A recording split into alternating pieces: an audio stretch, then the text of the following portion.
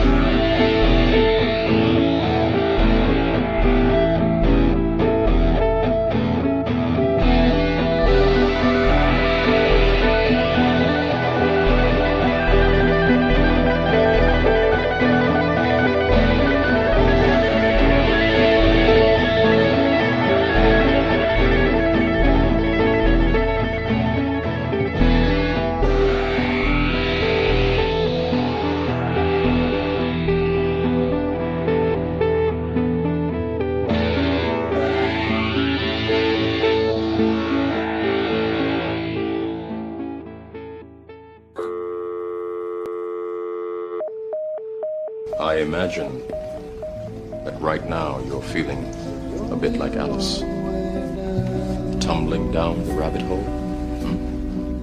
You could say that. I can see it in your eyes. You have the look of a man who accepts what he sees because he is expecting to wake up.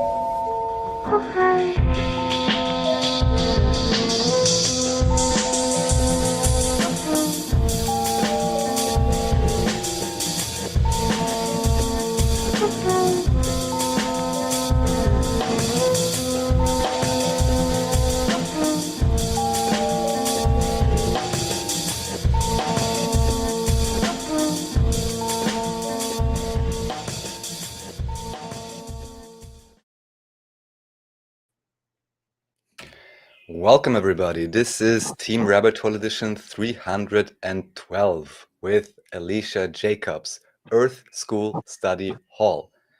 Welcome, Alisha. Welcome, Jim. And welcome, everyone watching live or watching later. What up? Hi. I was so scared. I looked at the little comment section. He's like, "Get her back on." She left, and then I saw your text, and I was like, "We have 30 seconds. What's going on?" Mercury is conjunct Uranus right now, so no duh. So real quickly, I'm just gonna read a blip. So this is Alisha Jacobs. I know her as Rasidi, but so this is all new to me in my mind. But Alisha Jacobs, episode 312, Earth School Study Hall, like he says, nonprofit co-founder, visionary, healer, and Virgo. Join the team as we get to know Alisha, an international mover and shaker, taking her magic and grounding it, all while leading future generations towards a more holistic way of life via her Earthbound Academy. Thank you so much for coming on here. Thank you for having me. It's a pleasure. Yeah, we actually met each other like through the grapevine through somebody who's also been on the podcast, Natalia or Natalie, I think Natalie is how she says it. Natalie with her Blue Lotus stuff. That was a long time ago, like in 2021 maybe. She came on 2022. But that's how I became aware of you, and we connected. So we've never really hung out or talked. But as soon as I kind of saw what you were up to, I figured you might be somebody that I wanted to geek out with, and you were willing to be here, and that's why we out here doing it. So before we start really talking, something we do on the podcast is pull a card. I've already pulled a card. It's the Temperance card. I got so many glares and all this stuff. Temperance is the Sagittarius card, if people don't know. And it says, I am astonished by the beauty of life in all of its facets. Seeing the extraordinary in the ordinary, exquisite balance, a period of rebirth, slowing down and viewing the world with a magical, fresh perspective, and trust your intuition. So I'm kind of curious, Alisha, if anything synchronizes or hits with that card, or even the numerology of 312, which is 3 minus 1 is 2 or whatever. If not, that's okay. But I poke and prod with magic on the front end of things just to see how it goes. That definitely resonates. The part that stood out most was the rebirth. I'm currently in a transitional phase, making my way to Puerto Rico. So right now I'm in the cocoon emerging. I'll be going on a trip in June to look for some land and look for a place to make the move official and really get my feet in the dirt with Earthbound Academy. That's what's up. So obviously we're going to talk about Earthbound Academy. I'm kind of curious. You don't have to go all the way to your larval stage if you don't want to, but you're from the States. I know Puerto Rico is a territory. Tell us a little about the culture you grew up in, maybe some of the what did you do in college, if you even went, that kind of stuff. How did you get to where you're at, basically? Well, I was born in Sacramento, California. I grew up in the foothills and moved around, between the Bay Area and Northern California throughout my life. And I grew up as a nature kid for the most part, and made my way to the city after graduating high school and had my fun in the city for some time being. I have a very free spirit. I love to explore and try new things. So yeah, I spent a lot of time doing that, and then coming back to nature. And I have 2 kids now. I decided to ground out and go to school. I went to school for Ayurvedic medicine. And yeah, I went down a whole rabbit hole with that, and that's led me to where I am today. Let's talk about that for a second. If people aren't aware, Ayurvedic medicine, I'm pretty sure, is coming from like Hinduism, more or less, right? And that kind of school of thought. Before I ask you anything more about that, you are a Virgo sun, but your North Node is in Pisces, so it's like it seems like you are a hippie. It's very much Temperance card. It's both and, right? So it's like you are a hippie, and but free spirit, as you would say. But you're very practical and grounded and like reasonable, and it seems like you have a heart for service and nature. So that's pretty cool. So as far as the Ayurvedic stuff goes, how did you hear about that, and how did you turn on to that? Well, I was going through my own personal journey, healing journey, and I found Ayurvedic medicine through a book by Deepak Chopra. And the book was called The Book of Secrets. And it resonated so deeply with me, just the the perspective and the thought process and everything. So I decided to read more books from him. And I found a book called Perfect Health, which talks about, it's like an intro to Ayurvedic medicine. And it just resonated so deeply with me that I started applying some of the practices into my life and seeing the benefits and how much it was helping me to heal my nervous system, to my digestive system, my mind, body, and spirit. And the art of healing yourself wholly, not just physically, Right. Not just one really facet. resonated with me. And so I happened to the find a temperance school. card. Yes, I happened to find a school for Ayurvedic medicine just the town up from me. So I decided to go and dive deep into it. Well, that's fortuitous. It's like right up the road or whatever. Yeah, very synchronistic. That's what's up. Yeah, synchronicity abounds. When is it not syncing? We just have to have eyes to see it. So Go ahead, Rafael. before we go on, since you talk about Ayurvedic medicine, I always love talking about health, even though there's only certain things we're allowed to say on YouTube and some things not so much.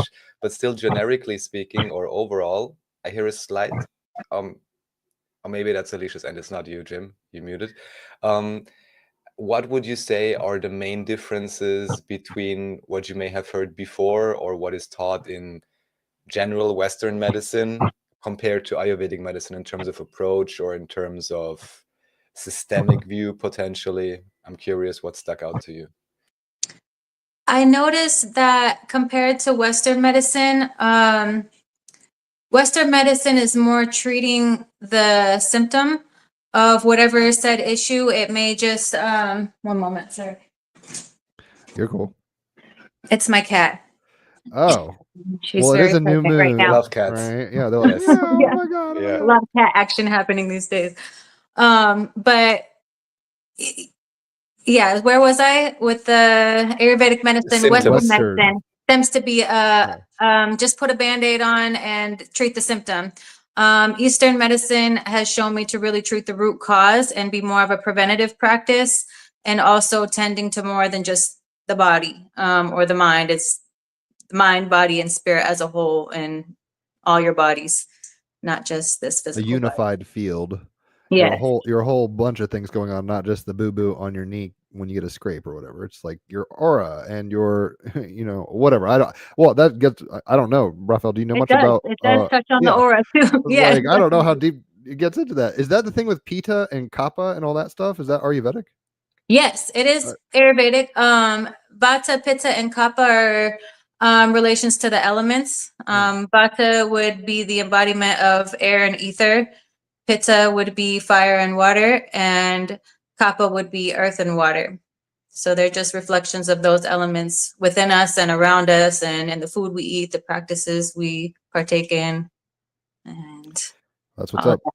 I know that there's only 3 things being represented there, and for a while that like didn't cogitate. I was like, what the heck? That doesn't add up. Like kind of like, the pentagram is earth, air, fire, water, and spirit. But in the in Taoism, I think it is, they have 3 dantians, and it's like, up top, middle, and lower or whatever. Maybe, I don't know if it corresponds in Ayurvedic with that, but these things can still work out even though it doesn't hit the models that I'm used to, or numerological. I'm like, oh, it should be 7 for chakras or whatever it is, and it's like, oh, actually it covers a whole lot of turf. So what I mean, obviously you read that book. You were saying, was there anything about that book specifically that was, I mean, it led you to Ayurvedic stuff, but what was the gist of the book? I haven't read it. And what was the title again? Deepak Chopra book? The one that introduced Ayurvedic medicine to me was called Book of Health by Deepak Chopra. All right. And he was just kind of doing a drive-by for the Western mind of a different... Basically, from what I remember, it was so many years ago. I've been practicing for over 11 years now. But I found that book even way before then. But I remember specifically the part that stood out most was having a daily routine. And those were some of the practices that I was trying to implement in my life. And it worked. It was working for me. So I just wanted to learn more about the practice as a whole, rather than just the daily routine and diet recommendations. And dosha tests and things like Dosha that. tests are where I got in. I was like, oh, what do you mean I should eat more of this? I forget what I even am. I got to take the test again or whatever. So is this, I mean, I've heard of like gua shas and things like that. What are all the elements? I think that's a Chinese thing, maybe not so much Ayurvedic, but you've been doing it for a hot minute. What does Ayurvedic kind of like checkup with you look like? Like when someone comes up in your grill, like what, how does that go about? Like if somebody were to be doing a consultation. Yeah. Yeah, that's the book. So the consultation, I would ask a series of questions, a lot of it pertaining to your digestive system. Like what does your stool look like, or are you constipated most of the time, or do you tend to be more active? How does your mind work? Are you more of an anxious person, or are you more of a calm person? You Is know, your these hair type of brittle? questions. Like I remember it being like oily skin or not. Yeah, what's your Yeah. skin type? And then I'll be assessing your body and, you know, your eyes, nose, mouth, teeth, everything, and just seeing what elements are expressing through all these features and characteristics that you have. And that will determine what your elemental makeup is. And then you can go from there. And do you still give consultations? Yeah, Yeah, that's what's up. I mean, I'll hit you up at some point and be like, yo, I don't have time for this. I got you. Yeah, I figured you're cool like that. And your skin looks great, your hair looks great. I mean, I don't know how like, you know, in mode you are with health products and beauty products and stuff, but it looks like whatever you're doing is working. Oh, thank you. I have my own skincare line. Oh, what? Tell us about that. Ayurvedic skincare line. So it's all natural skincare. It doesn't have any chemicals or any additives in it, and I can custom make them specific to your doshas. So just depending on your skin type and everything, I can formulate the products to cater to what you need. That makes total sense. Rafa, have you ever messed with this stuff? Go ahead. Yes, to some extent. I mean, I did not do any like professional profiling, but I have some basic ideas about it. Since we're on the topic of book recommendations or good books regarding health, there is one thing I'd like to share with you, which is this book. I'm not sure if you're aware of Gabriel Cousens. He made a very interesting documentary called, if you just look on YouTube or anywhere, Raw for 30 Days. And what you have there is people that are on all kinds of medication. They have all kinds of issues, diabetes, and God knows what else. And it's like a documentary style thing where he's, how do you say that? Accompanying them or with video, and you can literally see. So I'm not promoting necessarily any particular diet. Everyone has to figure this out for themselves, you know, how much raw, how much cooked food. And over time, ideally, you realize, of course, what helps your own body and your own constitution. But within that documentary, Raw for 30 Days, you can really see how within a few weeks, the people change completely. So they have a proper cook, of course, they're in a stress-free environment, and all of these factors are settled. And there, I guess they mainly get raw vegan food. And you can really tell how much their health is improving. They look 10 years younger. Many of them ditch most, if not all, their medication within weeks. So it's very, very, very interesting. And it also goes into the different elements and some sort of a spiritual connection to the different foods you can eat, and this idea of the rainbow diet and things like that. So overall, I would say this is one of the most interesting books that I ever read about nutrition. I think it's worth checking out. I've never heard of it. Definitely. And just so people I haven't know, heard of it either. I mean, here's a little life hack. There's something called annasarchive.org, and you can get any book basically for free. Oh. Yeah, I know. That's where I get all my Warhammer 40K books and crazy psychedelic, like new age books or whatever, hard to find books. Not every book ever, but most books are on there. And it used to be kind of like that thing that got taken down by the feds. I'm forgetting what it's called, but there was some like book thing, and they were like, "Oh no, Z Library," I think that was it called, and they were like, "Nope, nope, nope, none of that." And then this all switched over to annasarchive.org. And basically you can pay for a membership and get like super premium stuff. Otherwise you can just kind of sit for a second and get like slower downloads, but it's not that slow. Anyway, food for thought, the more you know. And it's funny, that book was, I think the title, Raphael, said something to the effect of like Kundalini awakening journey or something. It's like that's not for the faint of heart. Oh yeah, I mean, he relates it also to like Kundalini stuff and these things, which, you know, you can believe in or not. But from what I remember about the book, I read the whole of it like quite a few years ago, but I did like maybe 2 years of research looking at different things. And then when I read this book, I kind of thought like, well, if I only had read this book at the beginning, to me at least, that's what made the most sense so far in terms of general principles and guidelines. Mm. Kundalini in itself is very purifying. What do you? Yeah, tell us your thoughts on that, because not everybody even knows about it or has an opinion or whatever. So, what's your experience with the Ida Pingala Shushuna thing, or however you want to put it, Kundalini serpent? Well, I'm in school for it right now. I'm in the process of getting my certification. But it definitely touches on your mind, body, and spirit as well. But it literally physically cleans your internal organs and purifies you from the inside out. And it's mind blowing what you can do with just your breath, with your breath and some postures that you're holding. Yeah, it's crazy. It's like a lost art. I was actually talking to some I'm in Dothan, Alabama, where there's a lot of fundamentalist kind of Baptist type Christians, which is fine. It's the culture they choose. But basically, I'm like, the Bible's cool and all, but it doesn't like give you a prescriptive for like, it's not like here's how to work out or here's where your nervous system. It's not like that kind of book. Whereas it seems like the further east you go, they got into really hacking the mind body situation, whether it's meridians or chakras. And I don't know about y'all. I mean, it's fine to be like there's a circle and whatever, an orb, and it's like these are symbol sets essentially. If you're like, oh, my green heart chakra, and it's like green and here it is, they tend to overlay energetically, almost electromagnetically, it seems, with organ systems, like basically. And I'm not sure what's going on there, because I know that we have to have symbols just to kind of get an idea. Or it's like McDonald's, which I don't eat or whatever, but it's like there's an M, big arches, yay. So it's like I think they just had to make it kind of digestible. But yeah, what are your thoughts on chakras, the wheel in Sanskrit, all that jazz? Well, are my thoughts on chakras? Yeah, or experiences, or it's not some people don't even know about them. I would imagine people on here know about them, but not everybody. It is something that's definitely very much entwined in Ayurvedic medicine. So you can tell if somebody's got like a root chakra imbalance, let's say if they're constipated or they're having diarrhea, it's telling you to tend to the root chakra. And you can actually prescribe specific mantras and yoga postures for that chakra to get it spinning properly again, so it can be cleansed and functioning in a way that keeps you a clear vessel and a clear channel and full of energy and full Stay of in light. flow or whatever.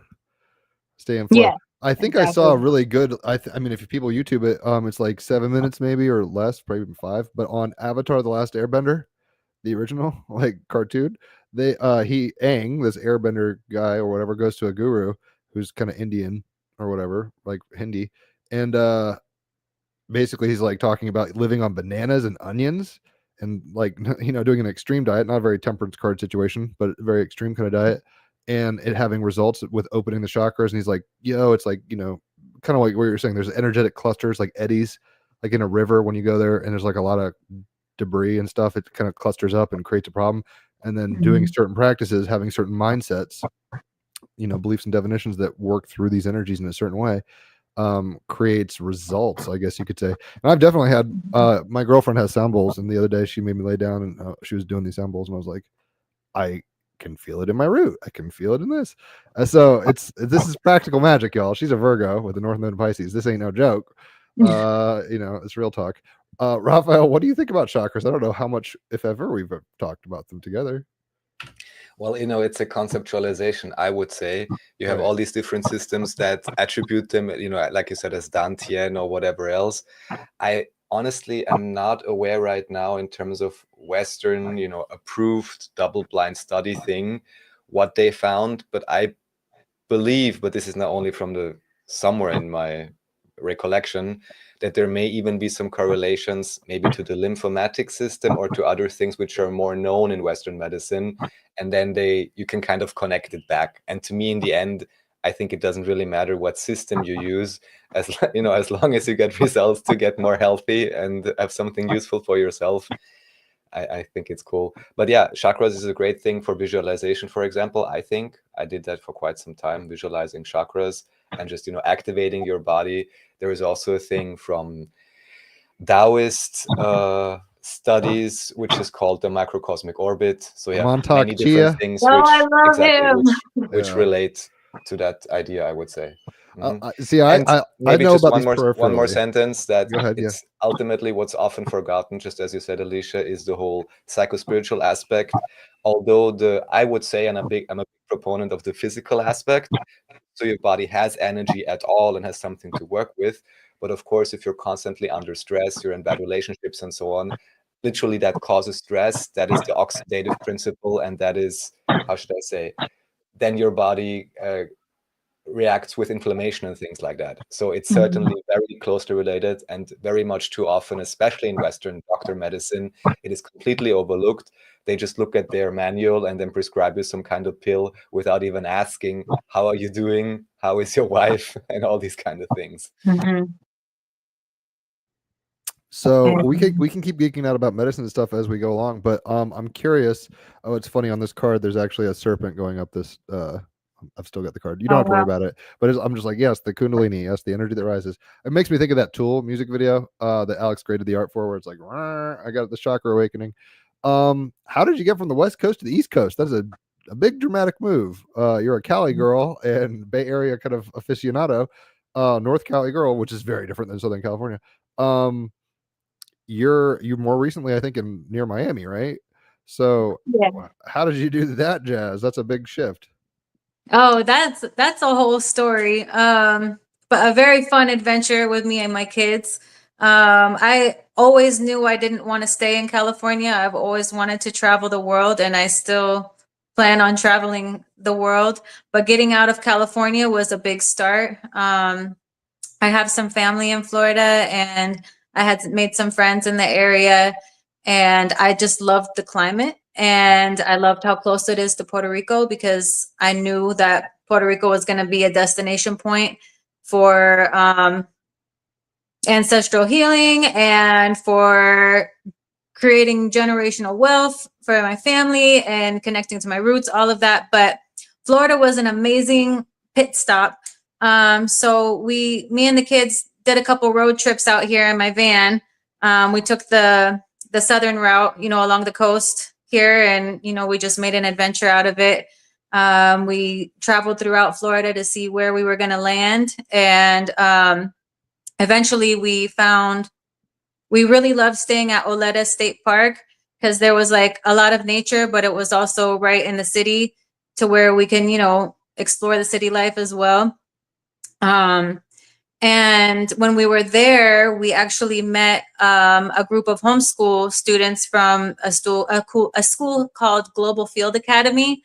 And they were living out our dreams in a sense. Like, I've always homeschooled my kids, and we were at a phase where, like, they're not babies anymore. They don't want mommy as much anymore. They want friends. They want to get out and socialize. They want to get out and do other things that don't involve me so much.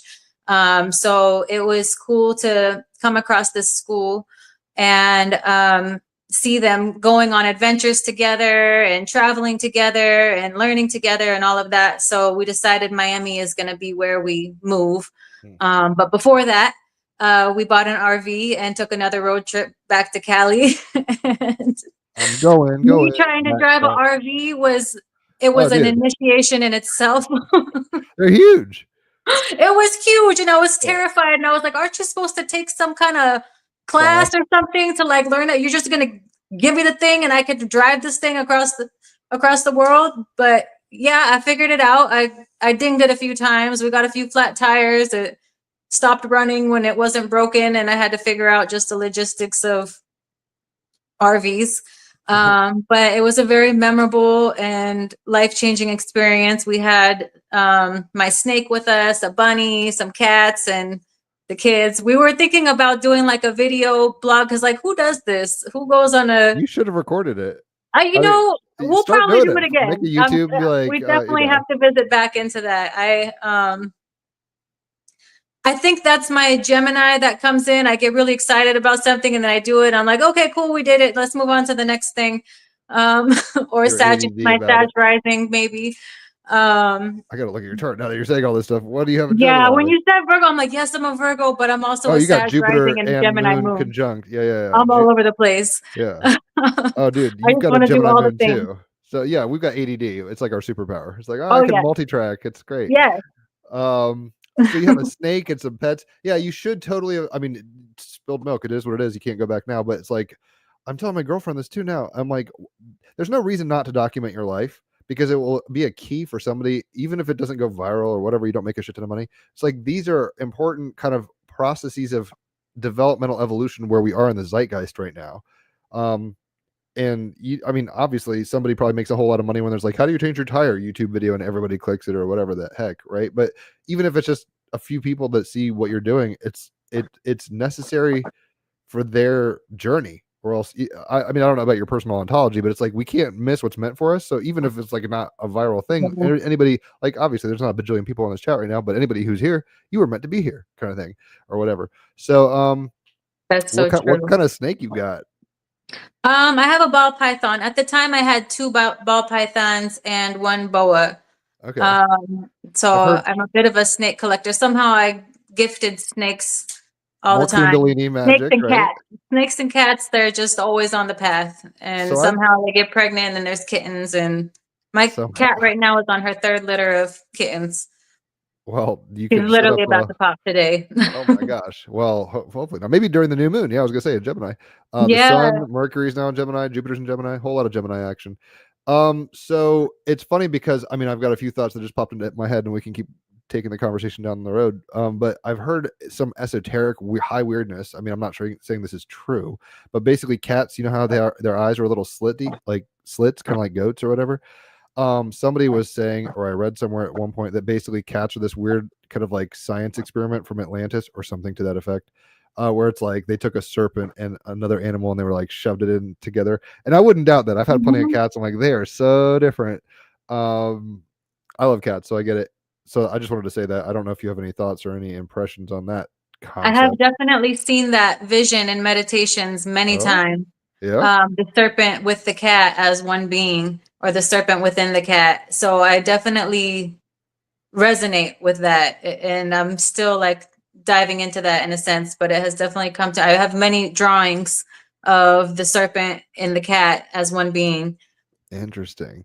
Yeah, it's one of those things where owls are flying cats. Owls are great. See that. It's funny With the because wings. with the temperance card, it's like Terrence McKenna, who's a Scorpio sun with a Virgo moon, actually.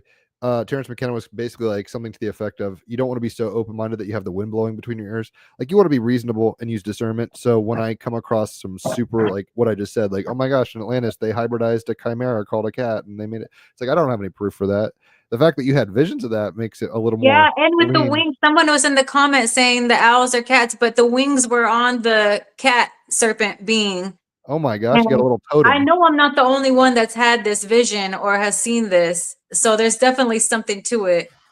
So I cannot claim that I have had visions of that particular type of hybrid being, but for whatever reason, even though I never owned a snake or anything like that, but in terms of archetype, both snakes and cats together with dolphins are pretty high up on my list if I like had to choose any animals. So I find that very curious. Oh, but this was, I mean, we're just briefly related. So by now, many years ago, I was in India for a few months and I met all kinds of strange and interesting people. And one of them was like meditating at a cemetery or something along those lines. And he said that he had a vision about going into a pyramid, which was, I believe, the throne was in silver, the pyramid was gold. And then he transferred somewhere else and it switched. So the throne was gold, the pyramid was silver or something like this. And then he went outside and was like, had a completely surreal, how should I say, planetscape in front of him. But the main deity that was kind of guiding him through it was something akin to a Bastet type deity. So like a cat type deity. Wow. Yeah. Very interesting, but yeah, cats and also Cats I are guess big in snakes. Egypt. Cats are very part of the particular. underworld too. What So makes that you say makes sense that came up through the so my name Wasiri, the name that you know me by, Right. came from an initiation to the goddess Bast, which is a Kemetic The nice kitty cat goddess. goddess. But she is a funerary goddess, so she's part of the underworld. So for him to be at the cemetery and to see this cat come through, it's very much, Bast energy, or in alignment with cats being part of the underworld or the in between phases. Now that you say that, I've got a Stacy DeMarco deck, Divine Animal Oracle deck, and she's been on the podcast. Shout out Stacy, she's a cool Aquarius from Australia. But got a shit ton of decks. If you ever want to get an Oracle deck, check out one of her decks. But on the card for a cat, it's talking about Bubastis, this Egyptian city where basically like people would take so seriously their cats that like I mean, there's a, how would I put this? Dogs are fully domesticated. Like at some point, I guess the idea is like, cavemen had scraps, they gave it to wolves, whatever. I mean, I'm not saying that is what happened, but the idea right now would be something to the akin of like, they have been hanging out with us for, 10,000 years, 15,000 years, whatever. Cats are still not fully domesticated. They're fairly wild. Like they hang out with us and like get mice or whatever, but they're doing their own thing largely. That's why they're so independent and kind of like, I do what I want.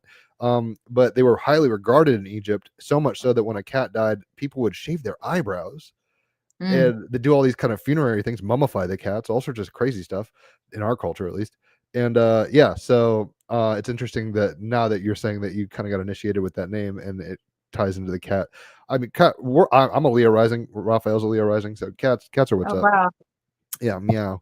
So anyway, we see how we can go off on tendrils all day long. I'm not against it. I'm just trying to get back on track in my own mind. So you did the Ayurvedic thing. You got your way back east. You did a bunch of road trips, which in hindsight you should have documented, but maybe that gives you the impetus to do so in the future. I guess your issue is going to be as a Virgo sun conjunct your South Node, is like, don't be a perfectionist. Like that might be the issue where you're just like, oh, I'm so hung up. It's got to be just right. If Mary Poppins, if I don't have the medicine.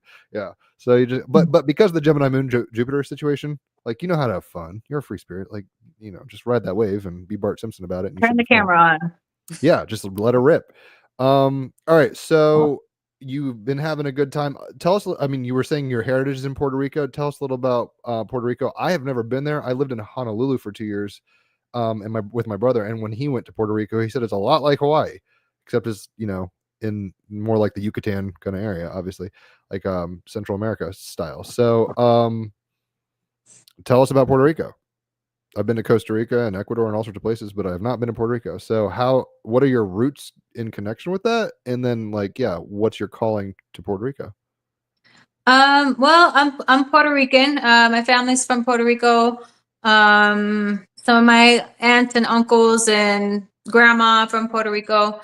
And Puerto Rico, it's a small island, like Hawaii. So when you go there, it's a very humbling experience to be surrounded by such a large body of water, but a very culturally rich island. A mix of the culture is a mix of Spanish, indigenous, and African culture. A lot of music, a lot of good food. When you go, it feels like family. It's such a beautiful island. And for years, I've been called to go back. I'm like, so much of my family has moved away from the island. And why is that? So just learning more of the history of Puerto Rico guided my heart back there. And were there indigenous people there? Because I know the triangular trade route obviously had some issues, or hangover on that. That's why you were saying there's so many cultures that kind of melted there. But was there like the native Polynesians? They like landed there at some point. There was nothing there. Like they basically crash landed and they're like, oh shit, islands. What's the story of the history? I mean, I should Wikipedia this. I shouldn't be asking you necessarily, but it's like, what is the indigenous trip there? Is this? I mean. And I don't even know geographically exactly where it is. I think it's near Jamaica, kind of, right? Yeah, it's in the islands, that Caribbean islands, the Caribbeans. So yeah, that is one of the territories that the Spanish came and colonized, and it's been an island that has been used for its resources, like many islands, for a long time, to the extent that a lot of Puerto Ricans are moving away from the island because it's just not what it was. before it had been so heavily colonized. So that, I think that is a big part of the calling for me to go back, and to attempt to play a role in helping the island to thrive once again, for it to be self-sustainable and not dependent on the government. So many people know Puerto Rico is still a part of the United States, but it's not really It's like the unwanted stepchild. you or know, something. like it doesn't have any of the benefits of being part of the states. It's just used for its resources, just like many of the islands. It's used for, you know, the tourism and making money and things along that line. And what I really want to see is for the island to not be in distress because of all of the exploitation that happens. The power can go out at any given moment in Puerto Rico, not just because of hurricanes, but basically just because someone can shut it off.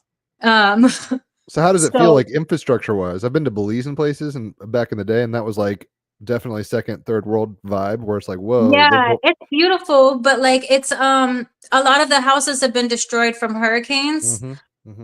So that leads into the Earthbound Academy as well, and wanting to have sustainable hurricane proof structures that aren't going to be so easily destroyed when a hurricane does hit, because it happens. It's an island. That's it's right. It's right in the path of a lot of hurricanes. I know that. Yeah. So, and they got pretty flattened out a few years ago, I'm pretty sure. Yeah, and that's actually when Biotexture picked Puerto Rico, because they got hit really, really hard from Hurricane Maria, I believe. And they picked they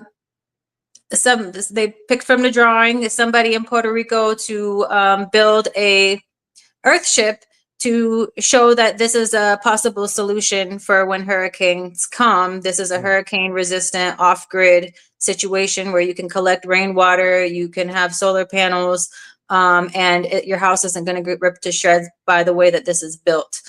So that's where... Is that a CGI thing, the picture you just showed? Is that like a concept art, basically? Yeah, the dome-shaped structure is definitely something that is ideal for places that have hurricanes. Yeah. Because the wind will just bounce off of it. It won't rip off the sides and everything. It's aerodynamic like that. And I mean, it's like a hobbit hole, but like a Jetsons meet the Hobbits. Yeah, a lot of times it's built into the land, just depending on the climate that you're in. The one that's in Puerto Rico, if you guys want to check it out, it's called Earthship Puerto Rico on Instagram. They're actually one of our partners. They'll be helping us to build ours when we find the land. We recently just went out and helped them build a kitchen for their Earthship that's out there, and it's so much fun. It's so much fun to build, but and it was really fun to learn how it all works as well. So I've heard about Earthships from like Taos, New Mexico. That's where they originate. Okay, that makes sense. And I was always under the impression that it had to be pretty arid land for some reason. I don't know why I thought that. Obviously, Puerto Rico is more tropical and wet. They're built a lot differently in Taos, because they need to build it for the climate. So in Taos, they build them like with a lot of windows, so you can like have your garden inside and grow all kinds of tropical plants and things like that. And to help to maintain a temperature of around 70 degrees inside, they position it towards the sun in a certain way, so it keeps it warm in the cooler months and then keeps it cooler in the hotter months. But yeah, in Puerto Rico, it's always hot, so there's not a lot of windows in the Earthships of Puerto Rico. That makes sense. It's more like a cave with windows or something like that. I mean, yeah, and then it has a cooling system by putting like tubes buried into the ground, because the earth keeps everything cool, and then when the air comes in through there and passes into the structure, it blows cool air into it to keep it a nice, much cooler temperature than what it is outside. Right. I think in Texas, maybe it was in Texas, somebody was doing a lot of under earth kind of architecture, and essentially it's not a full on cave, but it's like if you do enough earth on top, it creates an ambient temperature of pretty much air conditioned, like 65, 70, whatever. It's like all year round. It doesn't even matter. I'm curious, do you know what they do about, I mean, this sounds horrific, like flooding and high waters? Is it like highly irrigated? Yeah, so it collects rainwater, And then it also like has little I don't know, channels. The way that the roofing's built and the way things, it helps so the water can slide off and not like build a pool Right. into it. That makes sense. Well, it seems like a really cool idea. How did you turn on to them? I learned about that when I was living in California. I was working on a lot of people's farms, and you know, people farming. There's a lot of people talking about sustainability, and that really sent me down the rabbit hole of what are sustainable practices, and how can you have a sustainable house? How can you live off grid? And I really decided like I want to live off grid. I want to be fully self-sustainable. That's what I want for me and my family. And that led into like, oh, okay, that's what I want to see in Puerto Rico for my people. I want to see self-sustainability and empowerment and not being dependent on the system. Yeah, it's one of those things where I feel like developing nations, especially like, I mean, obviously Puerto Rico's maybe not as far ahead in the cities. I'm sure it's like high up and developed or whatever, but I feel like there's a lot of lessons the West has done, America, specifically North America, where it's like, you guys don't have to do it like this. Like, you don't need strip malls. You don't need asphalt everywhere. You don't need, you know, like they can do it a little differently and maybe usurp the whole learning curve for themselves, like India or, you know, places like that, where it's like, don't do what we did. Like, we fucked up kind of, and it's like, maybe you guys can do it differently and have a better time. When you were doing the farming stuff, was that like work stay or like woofing, or was that just kind of couch surfing with your friends, or what was that? It was just, I guess, the culture of the town that I lived in. There's farmers everywhere in the foothills. So a lot of my friends had farms, and I was learning herbalism at the College of Ayurveda. So that led me to want to like help people out on their farms and learn different ways of doing things. And Well, clearly you're a nerd in the best sense. I mean, Jupiter conjunct Moon and Gemini. You're like, I love learning. It makes me feel good. I want to learn all day. Pac-Man with the fucking knowledge there. And then because you are a Virgo, you're grounding it. So tell us a little about herbalism. I mean, so herbalism is a big part of Ayurvedic medicine. So when I was going to school for that, that's when I was learning about herbs and applying it to my life. And that also led to the skincare, applying it to my skincare and everything like that. And I think that desire connected me back to my childhood as being a kid and being so tapped in with the plants and the fairies and things like that. When I was taking the herbalism course, it really took me back to that place of like how magical being in the realm of plant medicines is. It's so beautiful and so healing. I think in Hinduism they call them devas or something like that. Mhm. It's like, yeah, basically there's like different. I mean, I don't need to like say this is what it is, but it's the idea is like there's certain levels of consciousness within plants. I actually read recently that mushrooms, I'm not sure if it's all mushrooms or certain ones, but they have more in common with us than plants, like DNA wise. Like little things like that, where it's just like, what the heck is going on out here? Yeah, but basically, like, I mean, and Raphael has garlic. I know he's been pushing that for a while, where it's really healthy garlic stuff, and it's like lost art. It's so obvious. It's like not witches, but like mother's tale. I forget what they're called, like not nursery rhymes, but basically like old maid kind of tales. Like people used to have these stories and this folk knowledge basically, and we just abandoned it for some reason in our culture, and now we're kind of coming back to it. So don't worry, Jim, you're gonna get your shipment soon. Also, Alisha, I want to at the very least let you know about it, but definitely even here talking to people, especially then someone who's maybe a little bit older, or in Europe, especially people from Eastern Europe, they know, for example, about garlic, or they know about, for some reason I want to say apple cider vinegar, but just like generic simple cures that somehow cures, you're not allowed to say that, right? But things Holistic aids. Yes, aids that are maybe handed down from, you know, your great grandmother or something. And to me, it's just always so amazing how people have allowed themselves to be indoctrinated into this modern westernized system, and they pretend it's like the standard medicine when it's not standard at all. And from what I learned, if that is even true, even in America up to the 1920s, here the whole conspiracy tagline is with the Rockefellers, right? And the American Medical Association, who wanted to sell, I guess, their how do you call that, extra products that occur from refining oil, and they just needed a market for that, amongst other things, the whole snake oil salesman idea. But before that, most people in the US, or most doctors supposedly, were actually how do you call it, naturopaths, right? Oh, So they wow. were using herbs and things like that, and it's actually quite a recent and new thing that everyone got addicted to these, you know, super highly extracted and modified substances that usually have crazy side effects and make you dependent, and all the things which go against self-sustainability or sovereignty. Well, it makes some sense. Yeah. I mean, if you have some compassion for it and just pull back and be like disassociated, it's like people started realizing, like tree bark or whatever. It's like, oh, if you like, that's what's an aspirin, I think, tree bark, Mhm. some kind of bark. White And it's willow. like, there you go, she knows. Mhm. What a Virgo. There you are.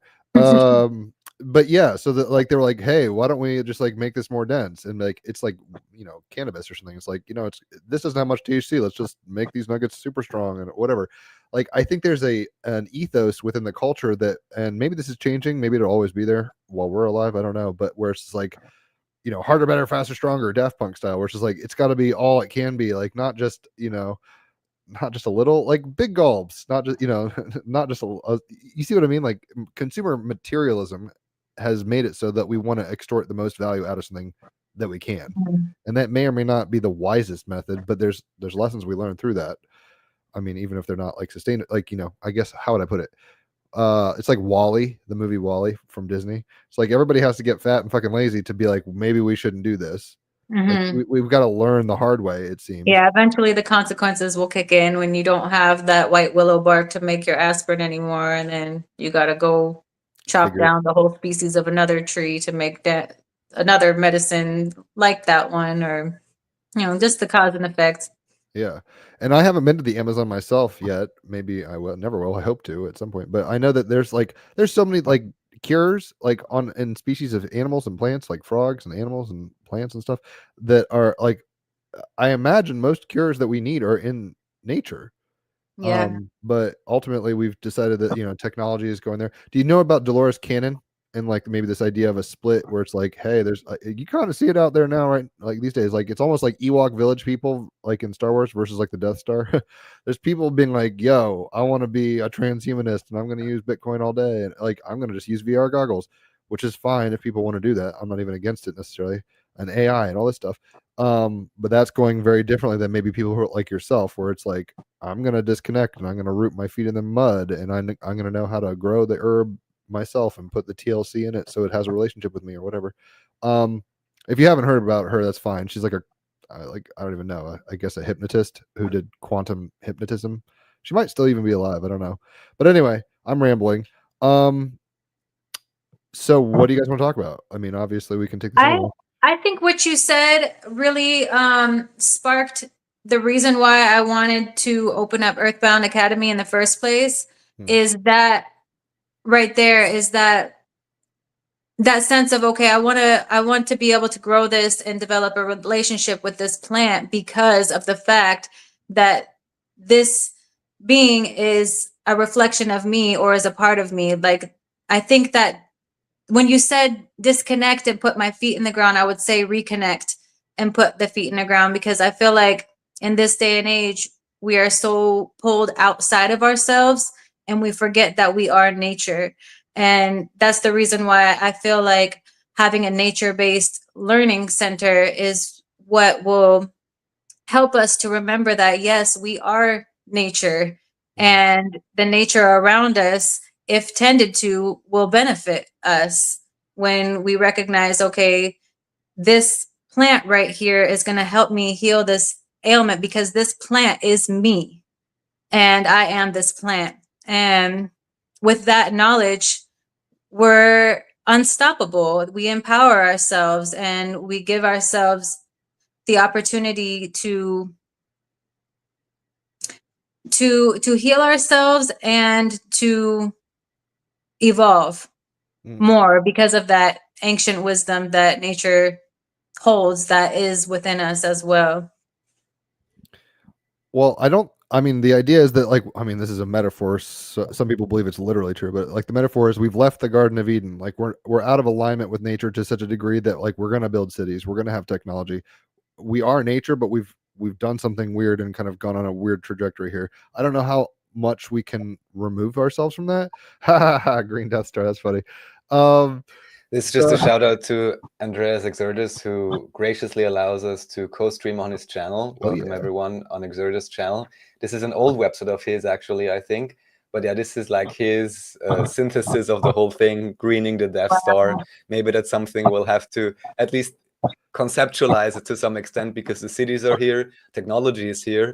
How can we combine it again in a way that actually, I would say, you know, is sustaining life, allowing for true sustainable development, not necessarily what some strange forums say, but actually for humans, how to uplift everyone and how to combine the great things we have in a way that actually can serve everybody without unnecessary suffering, as I like to say. Well, even that image right there, it's like a weird yin yang if you think about it. Or the temperance card. I mean, it's like, yes, high magic is crazy. We're all like God experiencing itself, or, you know, all these kind of highfalutin philosophies of Sagittarius. And then at the same time, it's like you need air to breathe.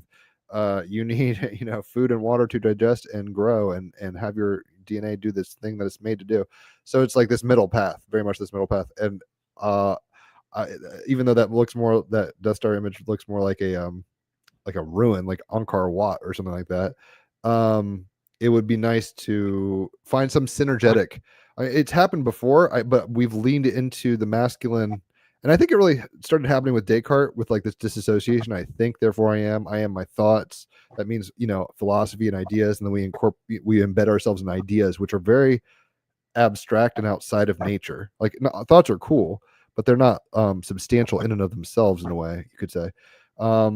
In any event, what are y'all's thoughts on like being, because I've talked about this with somebody, I forget who, but it's like, you know, Gaia, if we want to put it that way, maybe has a consciousness, and the sun has a consciousness, and, you know, all these things have levels of kind of awareness potentially. I'm not saying like humans, like they think, you know, I want to win the lottery or something like that, but maybe they have an essence or a chakra, you know what I'm saying, like consciousness. I don't know how to put it, and in a weird way, like all the elements that are in our computers and technology are silica and metals from the earth and stuff like this. So it's almost like we're remixing Gaia into a new form, like it's alchemizing through us, and we're kind of follicles, like hair on Gaia, making it move in a direction, which would lend itself to more like, not pro techno, but like it makes it so we're not.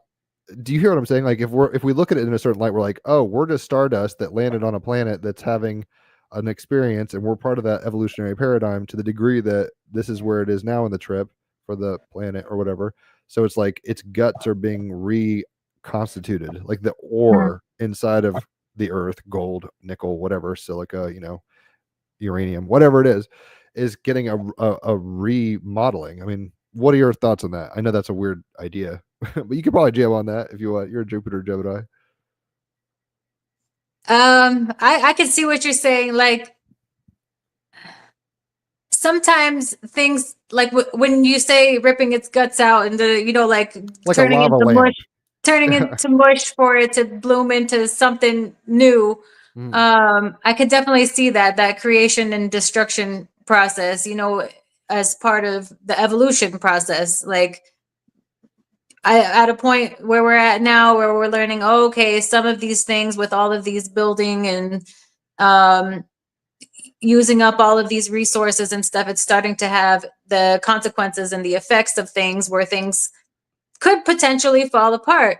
But in the process of that, we're learning a lot. Like, oh yeah, nature matters too. Like, let's reconnect with that. And then when all of those lessons and everything mush together, I guess we'll come out of it with a new understanding and a new blossoming. So maybe it could be a thing where those things can live symbiotically, where we have these brilliant ideas of technology and such that are applied with the wisdom of nature and our hearts still connected with us. That's a whole nother level of being that maybe we haven't reached yet in our own awareness. Maybe it has in way past ancient times, but I in hear our you. awareness, you know. Yeah, like full on integration. I mean, the Yeah. analogy, you're a mother, you can relate to this idea a lot more than I could as a man. But the idea is like a woman, when she's a maiden or whatever, has, you know, a biology and her hormones and all this kind of stuff. It's like Gaia. It's like Earth before maybe animal life, we'll say, or whatever, before humans as we know it now. And at some point, the woman gets pregnant and her body changes, her hormones change. You know, the baby's basically feeding off of her. It's a parasite in a way. It's like the placenta and all this stuff. I mean, we are like, oh, I mean, it's the way things are, so we're okay with it and we're happy with it. But we look at the baby gestating as like, you know, good and healthy and good and, you know, like normal. Um, and then it pops out of the baby, the water breaks and it's like born and all that stuff, and a whole new evolution. You know, the fractal, the tree makes a seed, and you know, the whole shebang. So it might be that way. I mean, this is a very positivist spin on things. It might be that way with our species, where it's like we're basically consuming mother like a baby in the womb with the placenta, and it's like we're going to get to a point where we realize maybe we don't have to do it the same way, and then we can have a new and more informed relationship with our environment. Hmm. Mark Twain said something That makes hilarious. sense. I say this all the fucking time, so I got to be careful to overquote it. But Mark Twain said something to the effect of, "You can learn something by holding a cat, ironically, a cat by its tail that you can learn no other way." So it's like sometimes you just gotta, you know, fuck around and find out, as they say. And it seems like we're doing that as a species. And I would like to think, whether it's post 2012 kind of Mayan stuff and galactic center stuff, that's a very new age paradigm, or if we're just kind of coming to age as a species and maybe we're out of our terrible twos now and we're kind of getting into like a smarter phase, that we can start really taking responsibility and and using our imaginations to see what we can do instead of just being, you know, governed by dominance hierarchies and fear, basically. It seems, I mean, that stuff has an evolutionary role, like, I think, at some level, or else it wouldn't have existed. But it Hmm. seems like we can totally shift gears and really raise the vibrations. I know you know this. I don't have to preach this to you, geez. But uh, I'm reading some comments minimally. I don't mythic class whole things like maybe we're just out here fucking around and, you know, we're just I can't read it all. We talk about Bigfoot and lizard people and stuff, but there was one thing he's like, maybe we could be a freak of nature that survived the longest. Clearly, that's part of it. I mean, there's pygmy humans that have been found, and you know, there's a great meme with Eric Andre, like basically turning around and shooting a guest, and it's like it shows Homo sapiens, and it shoots the other guest on his show or whatever. In the meme says like subspecies or whatever of humans, and then it turns to the camera. It's like, are we the only ones here? Like, like we probably, you know, there's evidence of Cro-Magnon and Neanderthal and Homo sapien wars and, you know, interbreeding and stuff. So it's like it's not a clean and nice, neat story. It's an orgy of life finding a way, as they say in Jurassic Park. So anyway, I'm rambling. Good God, I can do that. And Mercury is in Gemini right now, so I know I can do this. Um, do you want to talk a little more about the Academy and how you know what you want to be doing with that? Where is your heart guiding you at the moment? Because we can geek out for a little longer. Okay. We could talk about a part of the academy. So there'll be, of course, sustainable practices such as learning how to build sustainable structures and also gardening in a sustainable way. But another beautiful part of the program would be the cultural immersion, going on field trips and learning more about the history and the culture of the island, or in the future on a larger scale, other parts of the world, taking that same concept of like whatever land we're on, we're going to be learning the history and the culture of that land and learning the best ways to tend to it. And also the equine therapy, which is very dear to my heart. Of course, the Ayurvedic natural medicine and the equine therapy is probably one of my bigger roles in the school. Hmm. Um, So horses, for people who don't know what an equine is, it's a horse. yeah. I'll say really quickly, I've fed horses. I don't have them. They're basically like dogs you can ride, or like deer you can ride. They're crazy huge. A lot of people compare them to dogs, big puppies. Yeah, they are so beautiful. Their eyes are amazing. I had the chance to feed them in Alabama, where I was in Fairhope, and this lady was like, "You can go feed them," and basically I was, and then she's like, "If you run that way." I don't know why she thought this was a good idea. Maybe it's a horrible idea, but it was like a polo match almost. She's like, "You run that way, and they're gonna run past you." And it like there was like 6 horses or something, and they were running, and the earth was like shaking, and it like got really primal for me. I was just like, this is how it was for a lot of people for a lot of history. Anyway, so tell us about how you fell into horses and what equine therapy means to you. So I kind of grew up around horses. My dad has always been a horseman. So anytime I'd spend time with my dad, I was spending time with horses growing up. And years down the road, when I had moved from the city back to nature, I had the honor of living with the horses on about 100 acres of land. So my trailer was in the middle of the horse pasture, basically. So I had a very, very close and intimate relationship with the horses, and they were such a pivotal part of me coming back to myself and my own healing journey and experience, that I actually ended up going to get my certification in equine therapy so I can share that with other people. At that point in my life, I was dealing with some, postpartum depression and PTSD symptoms, and I was trying to go to therapy for that, and I was having a hard time putting my feelings and thoughts into words. And I feel like my experience with the horses got me to that place of being able to come back into my body and back into the present moment and able to process what I was feeling and be able to get it out in ways that, whether it be writing about it, talking about it, or just simply processing the information. And aside from that, like, equine therapy is a valuable tool for people working with dealing with PTSD, people that have autism. I heard that mentally challenged people People, really benefit from it. yeah, like it is basically like a horse is going to bring you back to the present moment. They're going to bring you back to yourself. And horses, throughout history and mythology and everything, horses are known as mediums between the realms. Horses are very attuned, like, so they see the world as if we were on mushrooms. So they Okay. see, Big ol' hearts. they see in between the realms, they see the energies, they see the auras, they see things that you typically can't see with the human eye. And they are able to reflect to you what they see and mirror to you what's going on with you so you can see yourself. And at that experience living with them changed my life in so many ways and helped me come back to myself and build my self-esteem and my confidence and empower me so much that I knew that this would be a valuable tool to offer students, to offer kids in their youth that are growing up like in this world of this age of distraction with the VR and the tablets and the iPhones and everything that pulls them outside of themselves, to have an anchor in this world and have a reflection and have a tool that is this beautiful, powerful, magical being that can keep you grounded and keep you rooted and keep you centered in yourself with confidence, and very valuable tools for communication.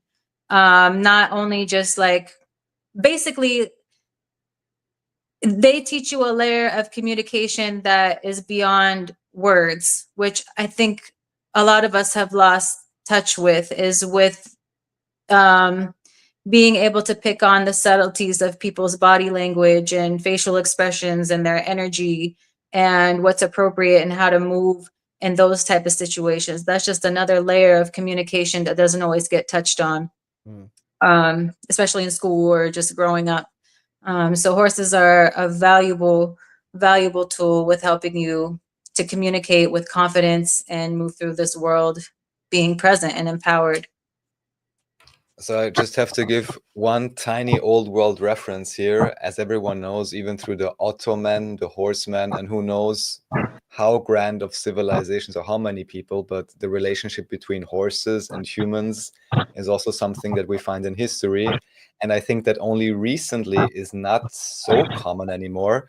For example, in Vienna, I mean, some rich people, of course, they go horseback riding, but even still to this day, we have the Spanish Hofreitschule, they call it. So like the Spanish Royal Horseback Riding School, which maybe is one of the most famous.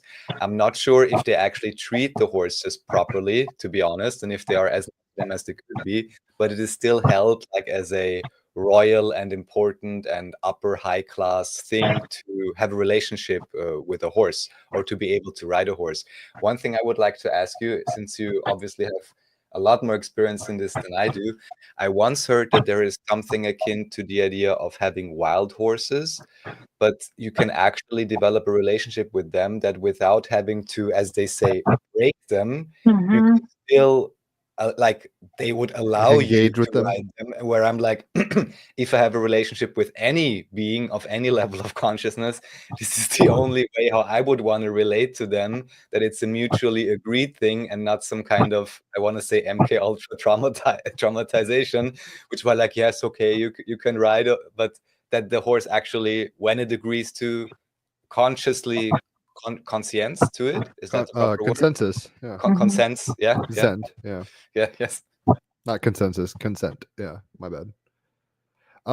Yeah, there's wild horses in Virginia and out in Colorado. I think they're actually rounding them up with helicopters and crazy shit lately, Yeah, if I'm not mistaken. Yeah, I was like, I think it for might be like a slaughter, problem. basically. Yeah. But hope a lot of people, thank They're goodness, pitching are out that. there rescuing them, which is one of the things we want to do at Earthbound Academy, is also rescue the horses so they're well fed and nourished. But yeah, horses are definitely seen as keepers of higher wisdom. So to be in their presence, with the mindset of learning from them and bonding with them rather than trying to break them and dominate them, you get so much more from that connection. And yeah, that's something that I'm very grateful that I learned from my dad. But growing up with my dad around horses, he really had a very passionate view about, okay, I'm not, he was a horse trainer. So in his eyes, it's like the horse is training me. The horse is teaching me how it wants me to communicate with him. So he always had, he didn't whip the horses. He didn't have those bridles that have the metal in them. He made his own bridles that had no metal. In fact, he taught me how to ride the horse without anything at all. Like just Bareback. move like Avatar. Move like Yeah. Avatar. You don't need the reins, you don't need none of that. You can just communicate with this beautiful being and move as one. It's funny And you were saying we're great Avatar for 'cause that. I was sitting here thinking of Avatar. I was like, there's no horses in that. Why do I think there's a horse in that? And it's like, it's Those the flying pterodactyl thing. yeah, that's just like Same riding a relationship. horse. You just plug in and then you're one. And that's a beautiful life lesson to learn how to tap in like that with any being, Yeah. to be able to understand each other at that level. Well, it's how you temper, right? Temperance card.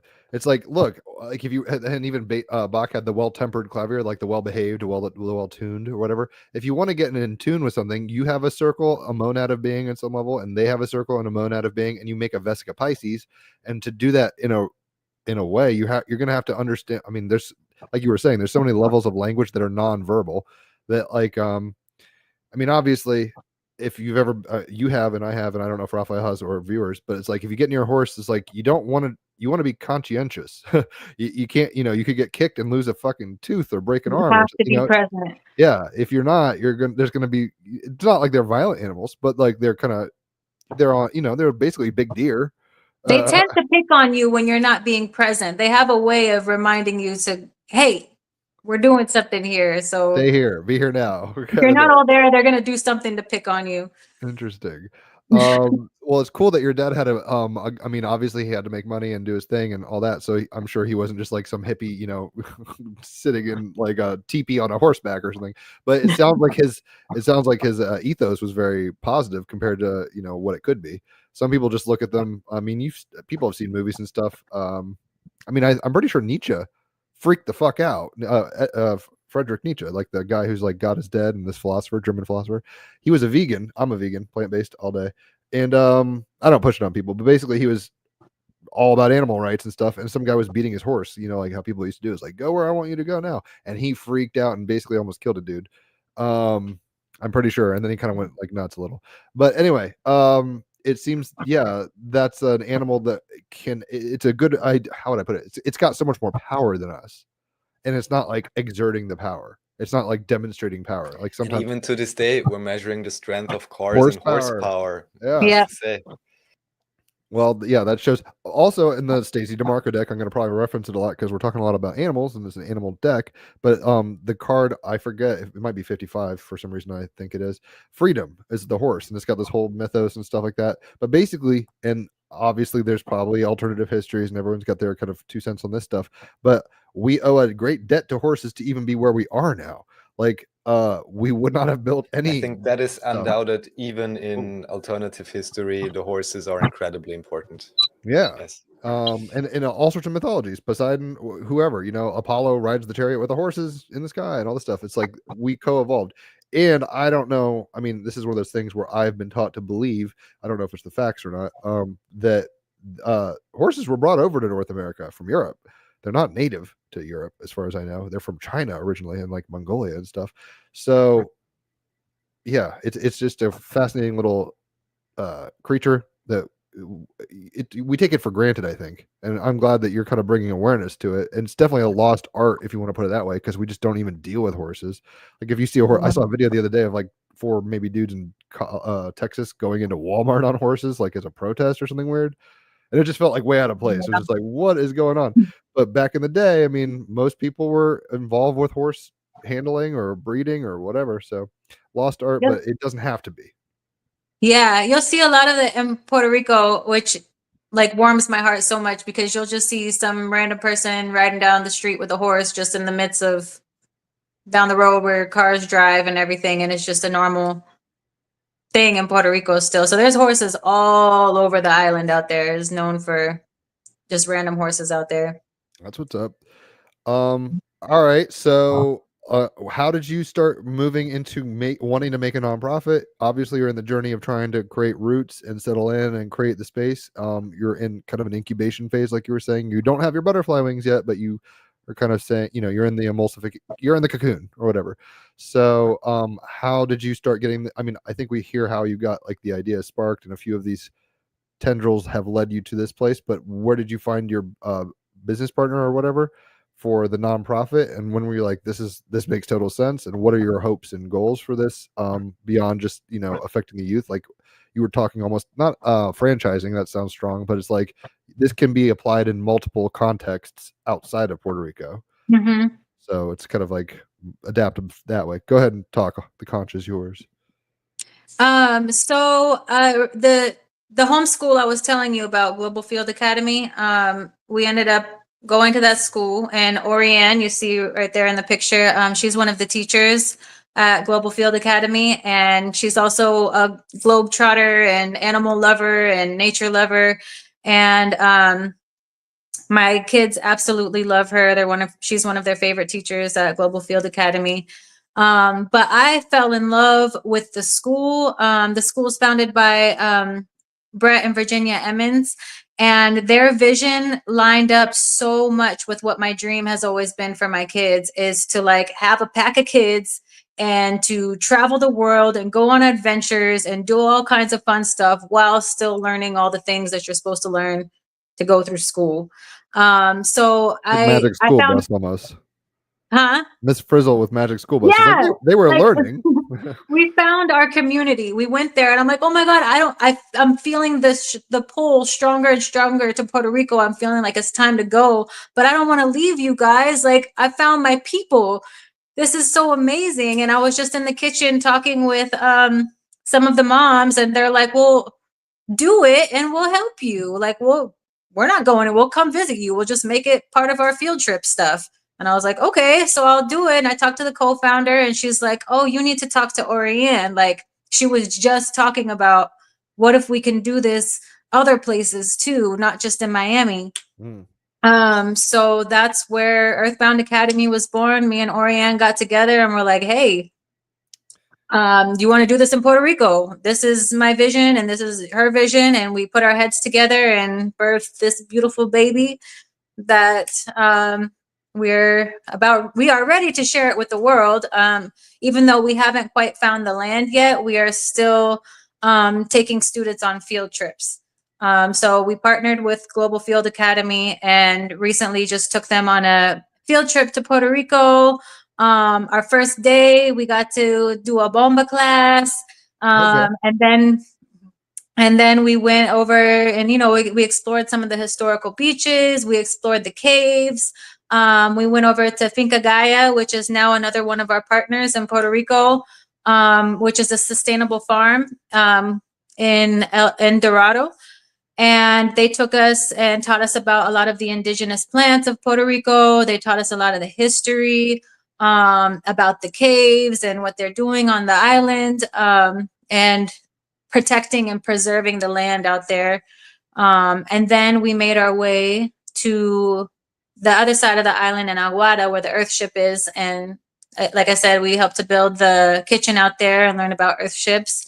And we also took some surfing lessons. We went out to eat at some great places and had such a beautiful time. The kids had so much fun. They can't wait for the next one and for more students from the school to come. And we're looking to partner with other schools in Miami or other parts of the world to bring them that same experience. So even though we're still looking for the land, we're still raising funds, we are still giving the experience of Earthbound Academy and what we're doing by doing these type of tours. That's what's up. I mean, it's like you don't have to have one point of contact. A hand has many fingers. So it's like on the one hand, no pun intended, you could obviously you want to. It sounds like you're Jupiter conjunct Moon in Gemini and Pisces North Node and all this stuff, Virgo Sun. Like you're here to have a magical field trip life, basically. Sagittarius rising, of course. It's like, yes, let's go teach and learn and play. And it's like almost like Fraulein Maria or something from The Sound of Music. She's like, we can go out there. The school, this life is school. Let's go. Yes. So it seems like you have your own ambitions, but at the same time, you've got these kind of meeting culture on its own terms to kind of give initiations, if you want to put it that way, or kind of just like taste tests or whatever of how the other life could be. Yes. Yeah. That's such a beautiful part of learning that I've always wanted for my kids. And I know a lot of people out there feel the same way. Like what better way to learn than to go immerse yourself in another culture and learn how other people do things and learn all the different ways of doing things and also learn all the ways that we're so connected. So even though we're starting in Puerto Rico, like ideally we'll partner and connect with people and have hubs all over the world so we can have an exchange program so we can work together and be like, hey, this group of people wants to go to Brazil. So let's put these group of kids together and go to Brazil and learn about that and see what we can do to tend to the land out there and learn about the culture out there and swap around all over the world and just really create some really nurture some well-rounded beings of our future generations that have a taste of the entire planet and not just one sliver of the world. Not just one slice of pie. I love it. I mean, that's some Age of Aquarius stuff. We're going into it, right? And it's funny because the idea came to my mind is like, okay, the kids in the tropics, like they're probably gonna want to, how would I put it? If you get so global that it's like, oh my gosh, the Eskimos want to go to the beach. And the kids are like, well, I don't know about that cold up there. I'll go for a week, but it's kind of a downgrade. No, but the kids in Miami, they wanted to go to the snow. Like the kids, a lot of kids at Global Field Academy, we had a field trip to Wisconsin. So most of the kids that grew up in Miami have never seen snow. So that was like a big spark of like, oh my God, these kids have never seen snow. And to see how happy and excited they were to see snow was like, okay, this is more reason why we just got to go to all the places so we can experience all the things. And well, it sounds like you're going about it the right way. I mean, if you build it, they will come, Field of Dream style. You're going about it practically, but also like letting your excitement drive you. And these are honestly looking at your chart and stuff. You have skills for this, and I'm sure you were very cool. Even though your kids want like other kids and other stuff going on, I'm sure you were a great teacher and a great homeschooler. I was homeschooled for 1 year, and my mom was like not qualified. I love her; she's a Sag, but she it's hard. Dude, all I learned about was like marine biology, like only to the point where I was like, I want to be Jacques Cousteau, but I have no clue about like how to do math that year or whatever. It was like first grade. I was just like, Mom, your heart is in the right place, but like this isn't working. I'm not getting a well-rounded It education takes here. a village. It's not easy. No, it does. It does take a village. And people, I mean, okay, so what are your thoughts? We could start winding it down because I know Raphael's got stuff to do at some point soon. What are your thoughts about AI and like ChatGPT and utilizing kind of, I mean, at best, it's almost like a library of Alexandria where we can reference and you can learn so much so quickly. I don't really use it that much. But I mean, I'm trying not to be a Luddite and like refuse it. I don't want to just be like, no, you know, like that. But at the same time, I don't want to be a, you know, tech cyborg personally. So, what are your thoughts in terms of implementation of that and where you see things going with tech? You don't have to have a strong opinion, or maybe you do. I don't know, but it just crossed my mind where it's like, you know, it's cool to go to libraries, and that's like kind of a modern, not terribly modern, but you see what I mean? Like it's a modern kind of idea to be able to get on the internet and Google something or Wikipedia or something. This is like the next extension of that, but it's obviously got some, it's more complicated than just Google. So yeah, do you have a concept or a preference, or how would I put it? Do you have any philosophy around AI or where we're going with this stuff? Are you, it sounds like you're so hippie and natural that you're like, I don't want the kids on VR. Like let's get in the dirt and make the flower bed kind of thing. I have mixed feelings because I'm also very open-minded. And I myself am using ChatGPT and it's been very helpful for a lot of things for me. But I'm also like, I have a push and pull. Like there's a side of me that's like, oh yeah, I'm learning all these things and this is so easy because this is available and all that. But in my heart and my soul, I'm like a wild bush woman to where I'm like, why can't my great grandma just teach me this? And why can't we get back to that? And I think that's definitely what I lean towards, especially when it comes to having a school, because ChatGPT is everywhere, technology is everywhere. They're going to get it somewhere out there from everybody else.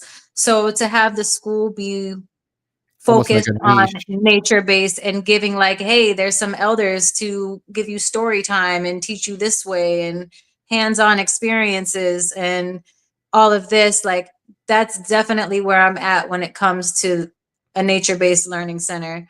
But what are the age groups that you're working with mostly? It sounds like more elementary, middle school kind of age. Probably elementary up to all the way through high school. Okay. Yeah, the last group that we brought to Puerto Rico was 12 and up, but next time we'll take some of the younger kids too, now that the older ones paved the way. I wonder if you think of like, I mean, obviously we have like elementary, middle school, high school in the States or whatever, and then like university, you're like more of initiated, and obviously, you know, native traditions, whether it was peyote or, you know, mushrooms in some places, if they rites of passage basically, where it's like, hey, you're not a kid anymore, you're an adult, like this is, you got to think for yourself now. Do you foresee yourself how do I put this? There's gonna, obviously, like elementary kids shouldn't probably be smoking weed and all this stuff, so they were not going to, but do you see yourself expanding the model to incorporate other levels of this, like for young adults that are not just kids, I guess is what I'm saying? Yeah, I mean, it's definitely aimed like for families to experience together too. Like families could come, it's a homeschool style type thing, so families could come and join in on the classes and whatnot, or even teach some of the classes. But yeah, I would love to see it. When you mentioned rites of passage, I love for that to be a part of the program and honoring what phase of life people are at, and honoring the curriculum and what benefits, you know, like in Ayurvedic medicine, there's no one size fits all for, like, there's no one herb or one thing like that's going to work for everybody in the same way. Correct. Like you really have to go for each individual and their unique elemental makeup, and you can apply that to everything in life. So of course I'll be applying that. We'll be applying that at Earthbound Academy too. Like what is needed in this moment for who we have in front of us and what is going to be the most beneficial. Yeah, the one size fits all. I mean, there's some things you can do. Like everybody needs to eat, I guess. You know, there's certain truths that are like everybody breathe, but we are very nuanced, fearfully and wonderfully made creatures. So we need to kind of honor what we are and know what we are, and that's really the kind of impetus of reality. It's like know thyself, as the Oracle of Delphi said, or whatever. So, Raphael, you got any questions? Well, I love what I'm hearing. I asked a few questions already. You I did? think it's great, honestly. Just as you were talking about this, I had the same question as Jim. I was like, oh, this sounds so nice. And I was just imagining, wouldn't everyone want to, tell their children, look, you can go here or there, learn about these things, be with nice people. And I didn't know the reference about Sound of Music, because Sound of Music, although it's an Austrian movie, it's only known outside of Austria. So that there was this Fräulein about the field school, but obviously this is how education should be. I would only repeat whatever you guys have said already, but to me, this is most obvious that this is the effective way to actually learn something about other cultures, about yourself, about other individuals, and most likely, especially for US standards, I would assume, get most of the curriculum probably crammed into a few years without even having any stress or anything, so you can do, how they call it, arithmetics, what it's called, arithmetics, arithmetic and things like that, right? Yeah. So just learn that on the side while you can actually learn about a culture and learn some language, which anyhow you learn best when you're in the country. So yeah, I wish such a type of education experience for everyone, honestly. Yeah, it sounds like Montessori homesteading or something, where it's just like this very unique vision and blend of things. And you're well on your way, mademoiselle. So it seems like, Godspeed. Obviously, if people want to check out your links, we've had them in here. Go to Earthbound Academy, the website and the socials. Check it out, donate, hit her up, whatever's clever. And yeah, these are the things we need to be getting a part of. This is, the whole thing on Team Rabbit Hole is find the others. It's like people are doing what we want to be doing. We just have to be aware of it and then move our energy in the direction we prefer. That's all it ever was. So looks like you're doing beautiful stuff, and I'm really glad to have finally met you. I mean, I've talked to you peripherally occasionally, right? And you're cool as fuck on that front, but now I have actually conversed with you. You're as cool as I thought you were. So huzzah. Yeah, I'm definitely. happy we got to meet too. I feel like we can have many, many deep conversations. For sure, your Team Rabbit Hole all day. So, yeah, I mean, like I said, find the others, guys. That's really the whole point. Getting out of our comfort zones and looking at life as an opportunity for exploration doesn't mean it's always fun. It can be scary. It can be, there's a lot of lessons. You can get the wind knocked out of you or whatever. But we're here to expand consciousness, our bodies, our minds, our hearts, all of it, and include a lot of things. So that's my last 2 cents. Raphael, Alisha, if you've got any last parting sentiments, feel free. I just like to thank you, Alisha, for coming on, sharing all these great ideas. I think very inspirational. I wish you, as they say, Godspeed. Is that a thing to say, right? Best of luck. Yeah. Although I'm not sure if I believe in luck, but I think synchronicity abounds also. May the cats be at your back. Exactly. Well, thank you very much. And of course, thank you, Jim, as always. And thanks everyone in chat from my side. And the last word goes to you, Alisha. Oh, thank you both very much. It was a pleasure talking with you both and meeting you both. And I am so honored to have been interviewed and questioned, and the opportunity to share this with whoever may see this. Please do check out our website, earthboundacademy.org. And if you feel called to donate, or if you know anybody or you yourself would want to partner with us in any way, please reach out. We have our website, email, Instagram, Earthbound Academy, Facebook, Earthbound Academy. We'd love to hear from you, and we'd love to collaborate. That's what's up. Thank you so Awesome. much. Thank you. Have a great one. Yes.